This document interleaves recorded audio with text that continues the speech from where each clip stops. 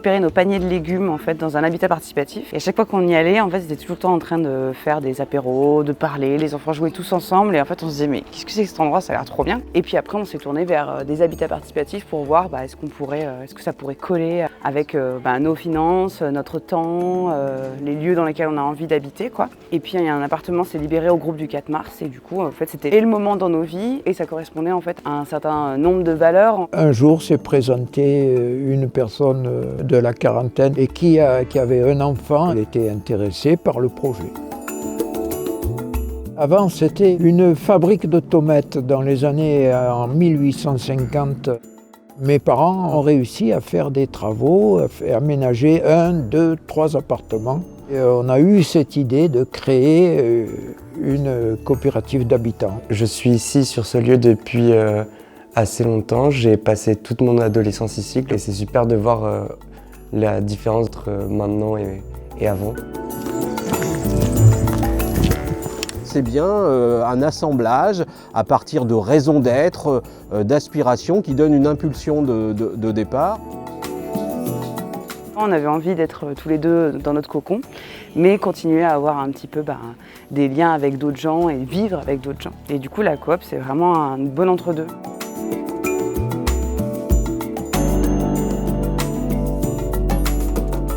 Habiter, c'est aussi y mettre un peu de soi, de son économie, de son patrimoine, de ce qu'on va transmettre, transférer.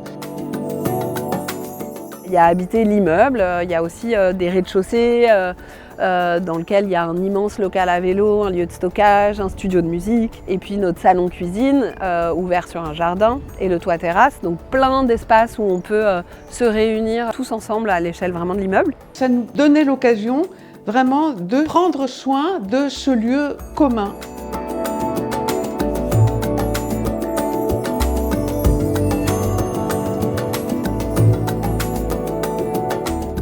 Il a fallu réfléchir et faire des rêves.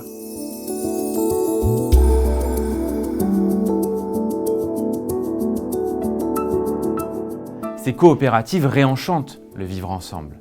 Elles inventent de nouvelles solidarités, que ce soit des jardins partagés qui deviennent des lieux de rencontre, des circuits courts alimentaires qui renforcent la résilience locale, des systèmes d'entraide qui protègent les plus vulnérables.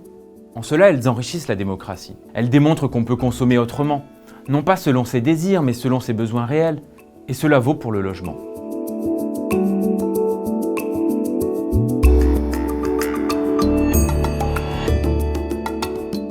Moi, ce qui m'a paru très intéressant aussi, c'était que chacun de nous avait une voix à égalité les uns vis-à-vis des autres. Mais en fait, arriver à fonctionner comme ça, c'est tout un travail. C'est tout un travail à la fois personnel, parce qu'on n'est pas habitué, qui vise l'intérêt général.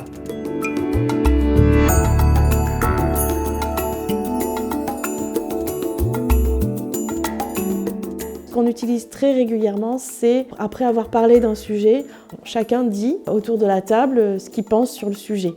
Et s'il y a des désaccords, là, on passe à la décision par consentement. Créer un rapport de coopération, c'est quelque chose qui demande beaucoup de réflexion et beaucoup d'expérience et beaucoup de lâcher prise aussi.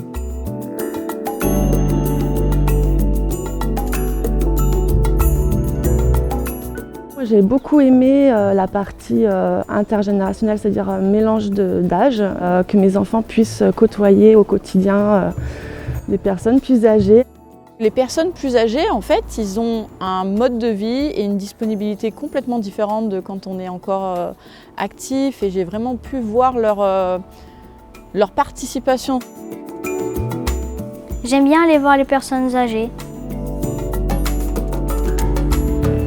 Vu que je suis enfant unique, c'est cool d'avoir les voisins comme baby-sitter. À la création, nous sommes des gens de plus de 70 ans. En ce moment, on fait toute une recherche depuis plus d'une année, mais on s'est dit des jeunes et qui co-construisent avec nous ce beau projet pour vivre ensemble joyeusement.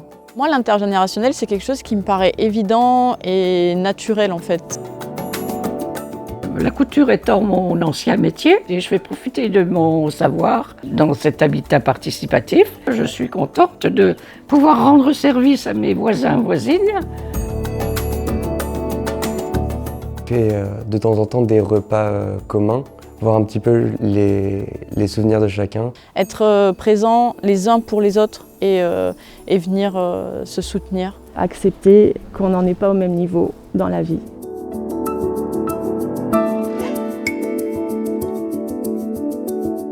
J'ai énormément appris sur moi-même à leur contact.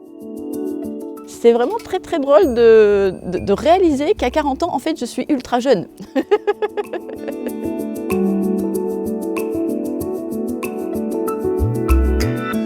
Dans le fait d'habiter chez soi, on y met beaucoup de choses. On y met évidemment le lieu d'éducation de nos enfants. C'était aussi hyper chouette pour nous de se dire qu'on allait aussi élever un enfant là-dedans, parce qu'on a beaucoup de réflexions aussi sur qu'est-ce que c'est que faire famille. De ne pas être non plus les seuls adultes qui puissent il ou elle avoir, et d'avoir un peu d'autres figures un peu d'adultes en fait, qui puissent être là, et puis le fait de pouvoir s'entraider aussi.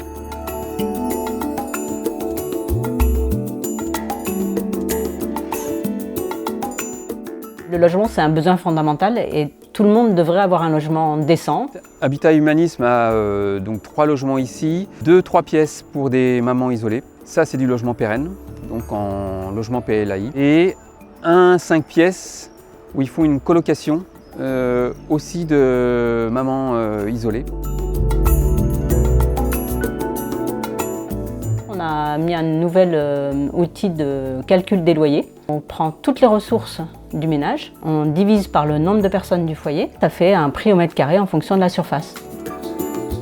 Nous, on est à 12 € le mètre carré de moyenne à l'Isle-Jourdain. Et nos loyers vont de 4 à 13 € le mètre carré.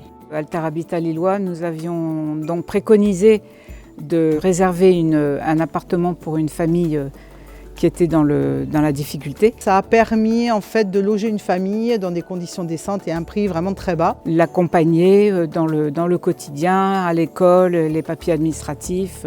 On fait vraiment bon voisinage avec eux et tout se passe très bien.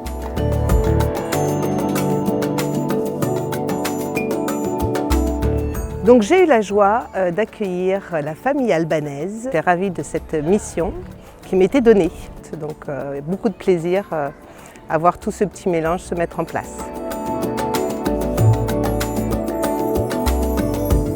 Face à la brutalité de la pauvreté et des inégalités, face à la montée des séparatismes, des tensions, nous avons plus que jamais besoin de l'économie sociale et solidaire.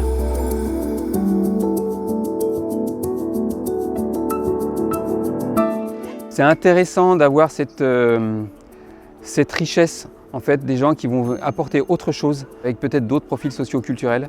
Et ce qui permet vraiment une vraie mixité sociale. Et pour nous, c'est un problème plutôt d'équité que de solidarité. Idéalement, ce que je souhaiterais pour mon pays, en tout cas le territoire dans lequel je travaille, c'est que les bailleurs privés, les bailleurs sociaux interviennent dans ces mécanismes-là, que l'on change la donne par rapport au logement social.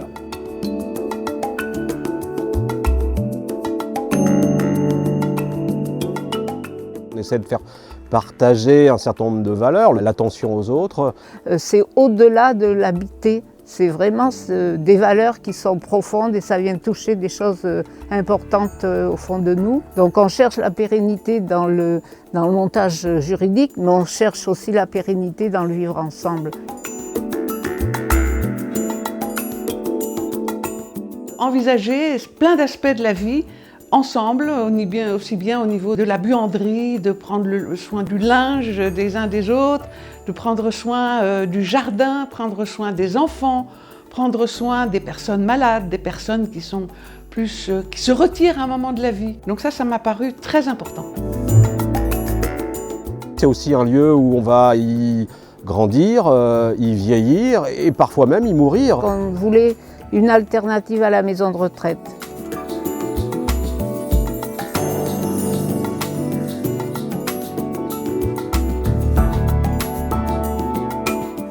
Il faut souligner quand même l'engagement de la collectivité locale, la ville de Paris, qui a réservé 3 terrains pour faire de l'habitat participatif, pour les accompagner pendant un an et demi, pour un peu définir leur projet. Elle a aussi pour nous consenti une décote parce qu'on faisait du logement social.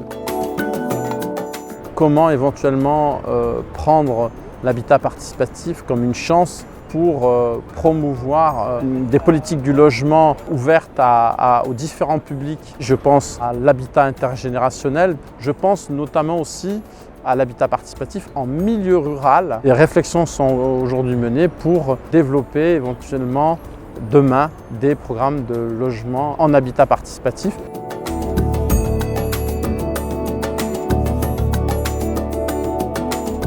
Ce que j'attends surtout pour ce territoire, c'est qu'on ait fait une expérience, et même deux, et qu'on arrive à la répliquer dans d'autres endroits. C'est ça mon but. Nous partageons et soutenons les valeurs défendues par Abicop, qui fait de l'habitat et du logement un vecteur essentiel d'inclusion et de dignité.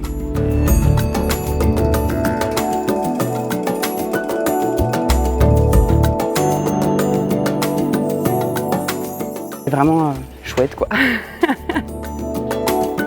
C'était mes conclusions.